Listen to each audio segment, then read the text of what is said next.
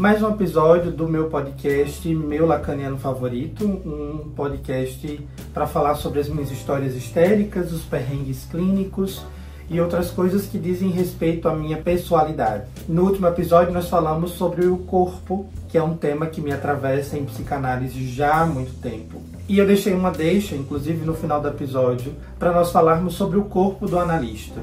Dentro da formação em psicanálise existe uma problemática entre ser psicanalista, ser sujeito, aí entra o rol do psicanalista nas redes sociais. Existe psicanalista nas redes sociais? Não existe. E aí eu vou aproveitar para contemplar aqui uma situação que me ocorreu e vou me aproveitar dela para falar sobre a dimensão do corpo do analista. Em agosto desse ano, eu fiz um ensaio fotográfico com uma querida amiga, Renata Samarco, que tem um projeto maravilhoso que se chama Desnude-se. É um projeto que trata da relação da pessoa com o próprio corpo e acaba sendo um ensaio que tem uma tonalidade um tanto quanto sensual. E aí eu fiz uma foto que tinha uma conotação.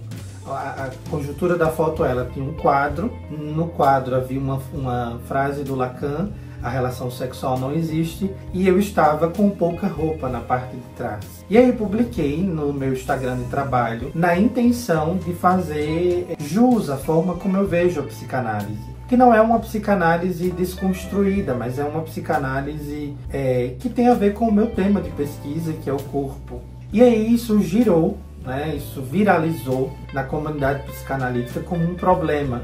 Alguns me chamaram de palavras, expressões pejorativas, outros foram além, no sentido de ofensas, e isso tomou uma conotação um tanto quanto pessoal. Aquilo me afetou naquele momento em específico, mas de tudo aquilo eu tirei fiz uma certa leitura. A minha grande problemática era: nós dizemos tanto que não há analista nas redes sociais, mas quando alguém aparece com uma conotação que pareceria de cunho pessoal, a gente cai em cima. Eu não quero voltar a essa problemática, porque para mim isso não tem hoje mais significado, mas eu acho interessante tratar disso a respeito do corpo do analista, porque o analista, dentro de uma psicanálise mais conservadora, ele é tido como uma divindade, como aquele que não pode aparecer, não pode dar sinais da própria vida, da própria individualidade, dos próprios gostos e desgostos.